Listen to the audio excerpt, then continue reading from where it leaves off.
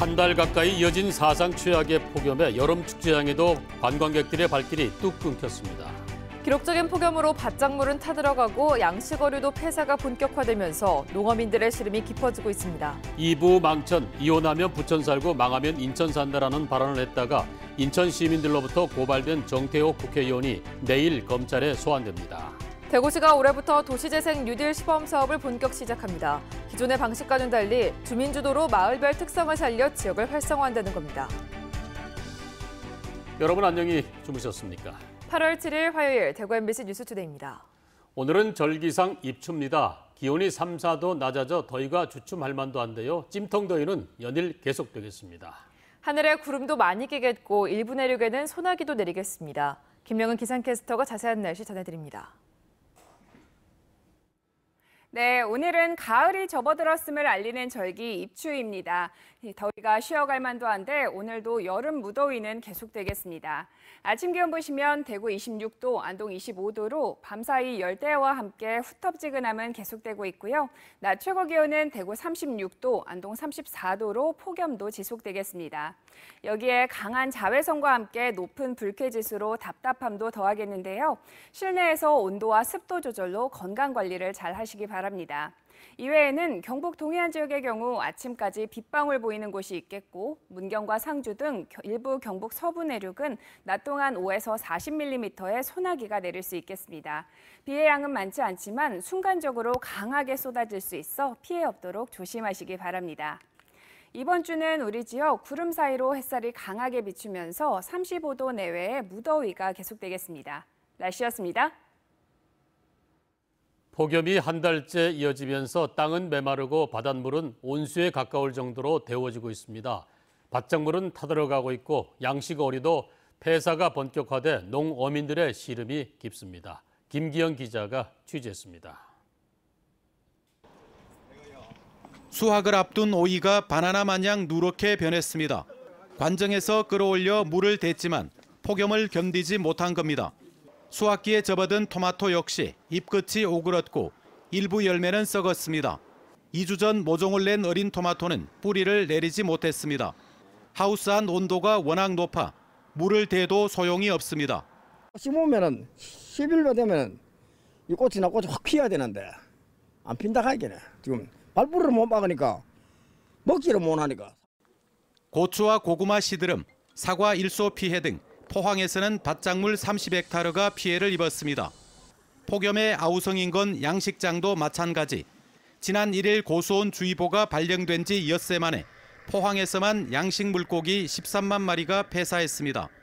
포항시는 정부 매뉴얼대로 고수온 주의보에 따르지 말고 경보 수준에서 어류 관리를 하기로 했습니다.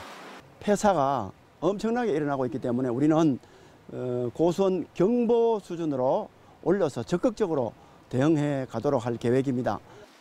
고수온과 적조에 대비하려면 수온 변화가 적은 수심 15m 이하 저층수를 끌어올리면 되지만 지형에 따라 500m에서 1km까지 관을 설치하는데 1억 원 이상 들고 태풍 등 재해에 취약해 어민들은 비용을 감당할 엄두를 내지 못합니다.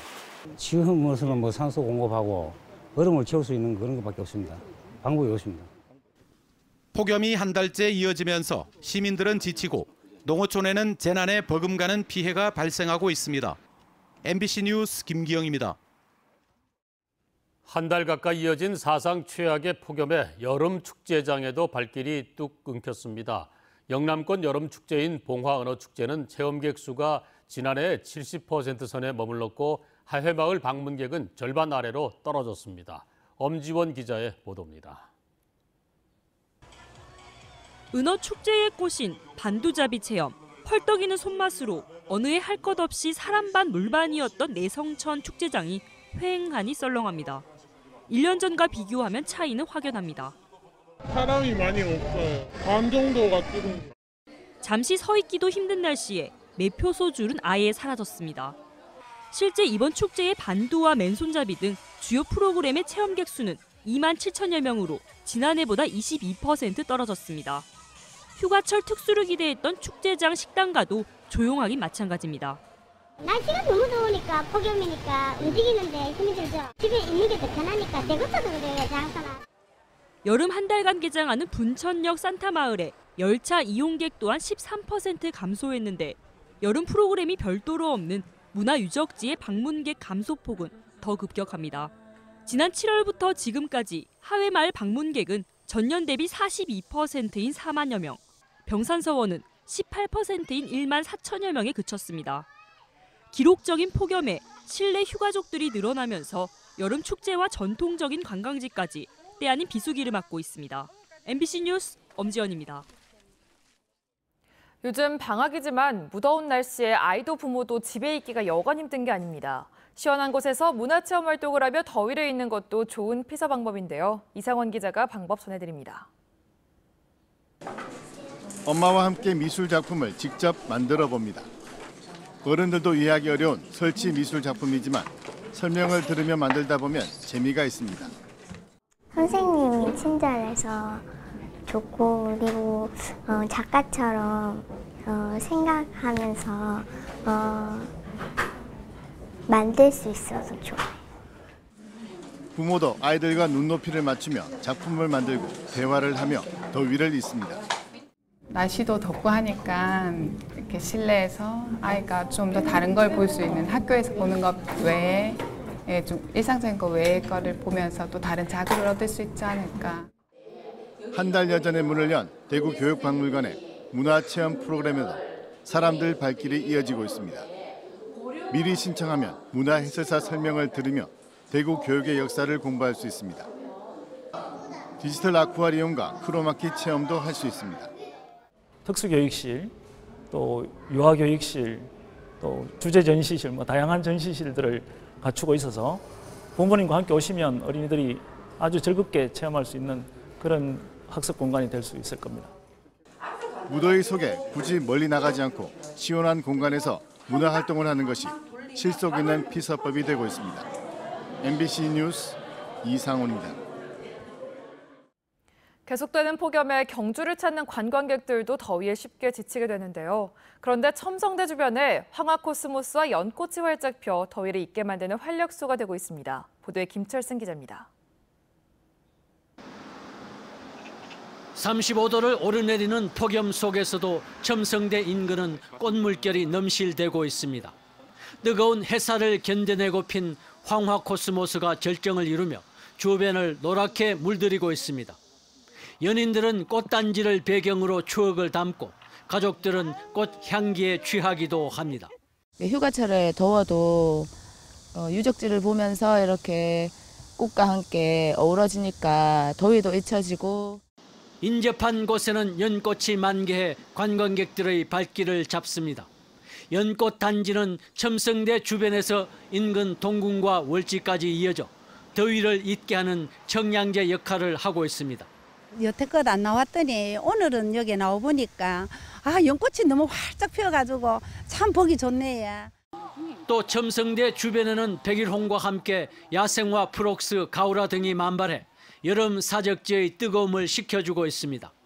첨성대 인근 황화코스모스 단지는 14만 제곱미터. 경주시는 다음 달 20일 이전에 이를 베어내고 유채꽃을 파종할 계획입니다. 계절마다 다른 모습으로 변신하는 천년 고도 경주. 사적지 못지않게 꽃단지도 관광객 유치에 큰 몫을 하고 있습니다. MBC 뉴스 김철승입니다.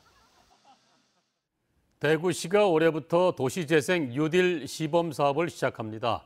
기존의 재개발, 재건축 방식에서 탈피해 주민 주도로 동네별 특성을 살려 침체되고 낙후된 지역을 활성화하자는 건데요. 주민들의 기대가 큽니다. 박재현 기자가 보도합니다. 고속열차 경부선과 맞닿아 있는 대구시 서구 원대동 일가. 철길에 가로막혀 시내와 단절돼 있다 보니 도심 속의 섬처럼 고립돼 있습니다. 젊은 층이 속속단한 자리에는 흉물스럽게 변한 폐가들만이 덩그러니 남아 있습니다.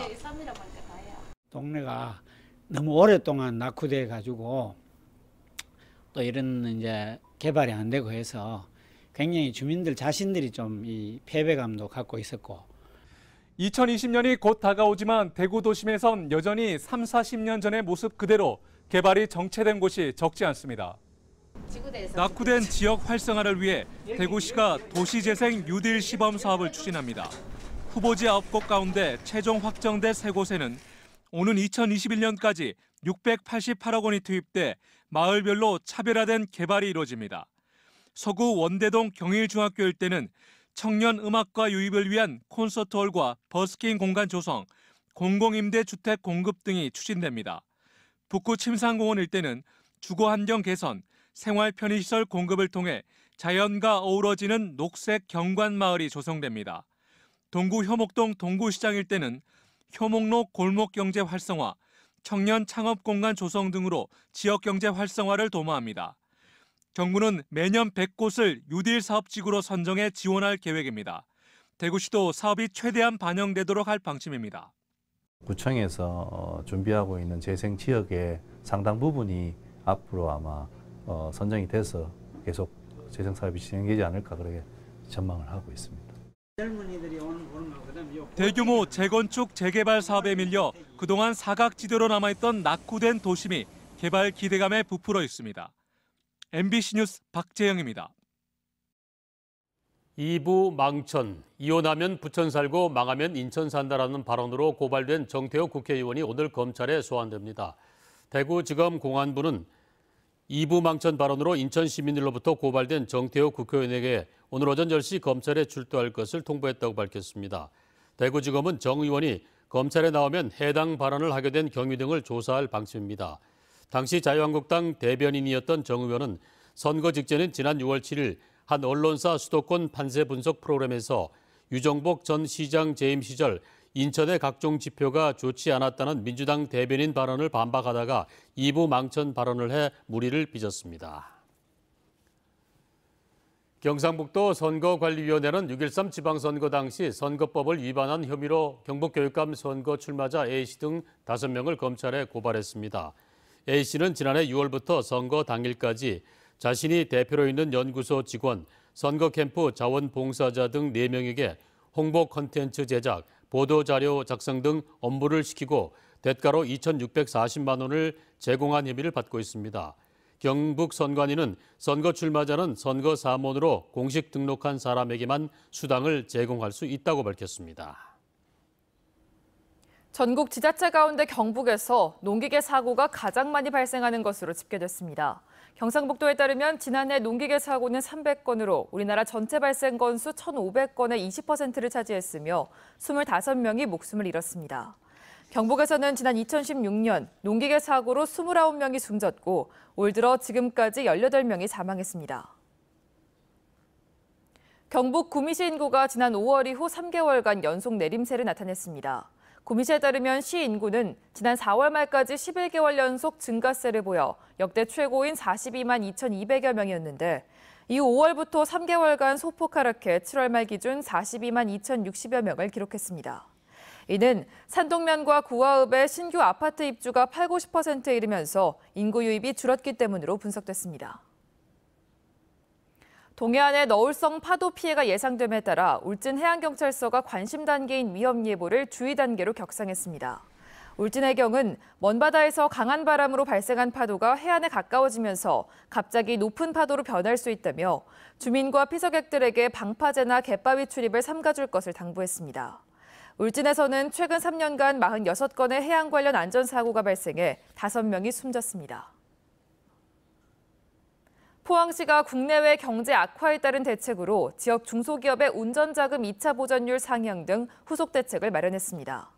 기업 운전자금의 대출이자 중 포항시가 지원하는 2차 보전율을 0.5% 인상해 지급하고 다음 달부터 우대 기업을 추가로 확대합니다. 또 추경 예산 7천만 원을 확보해 중소기업 근로자들의 주거 안정을 위해 기숙사 임차비 일부를 지원합니다.